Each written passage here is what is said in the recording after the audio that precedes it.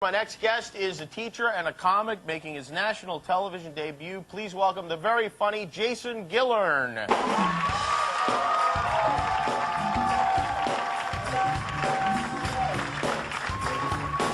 All right, how are you? All right, young hip crowd.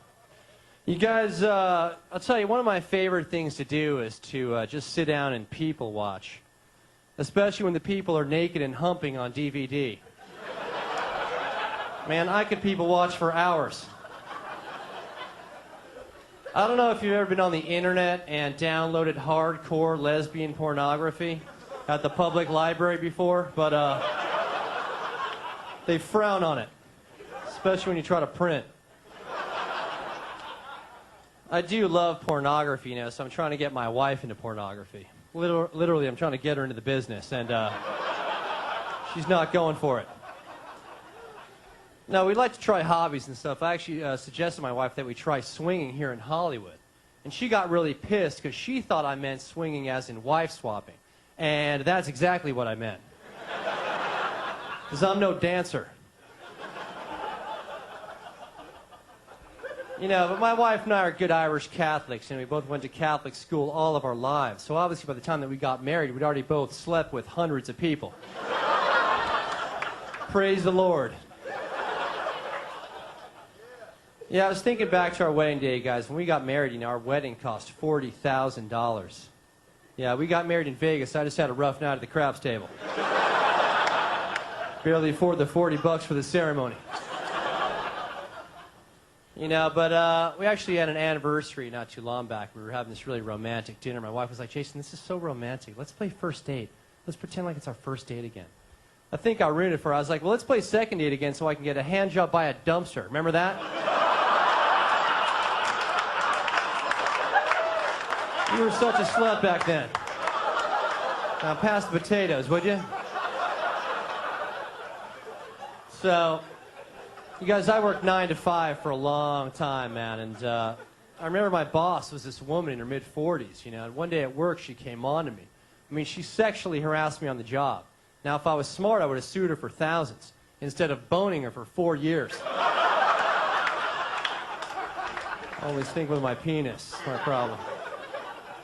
Now I teach high school, as Jimmy said. I teach like juvenile offender kids in L.A. Not the brightest kids who've been in and out of, you know, in gangs and on the streets.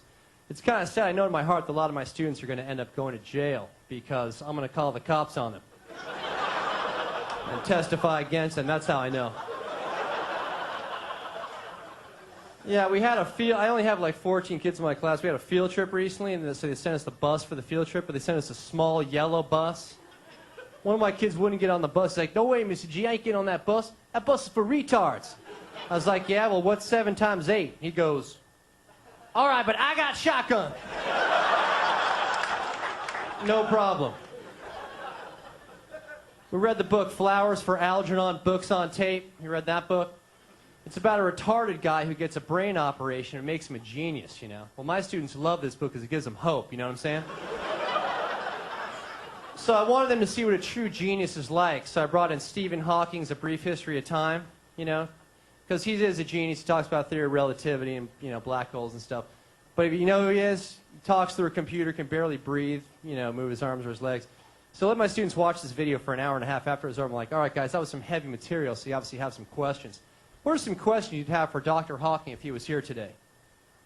How does he wipe his ass? Okay, how does he wipe his ass? How's he bust a nut? I think you guys are missing the point of the video. Why doesn't he kill himself?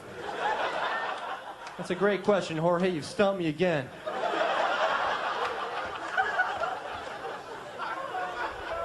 So, they're teenagers, man, so I just kind of give them advice a lot of the time, you know what I mean? Like recently I said to them, listen, guys, you're young, you're going to party at night.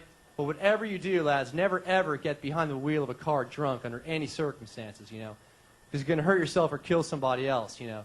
Trust me, if you're loaded at night, call your parents. They'd be more than happy to come pick you up. My student Julio raised his hand. He's like, Mr. G, my parents are in jail. Can I call you? I was like, oh, you know what? Just drive slowly. You'll be fine. Chew on a mint, you'll make it. That's what I do. All right, you guys are very cool. Jimmy, thank you. Cheers. Very funny, Jason. Jason, this Saturday night is at the Improv. This Saturday, April 12th in Hollywood. We'll be right back. Very nice, Jason.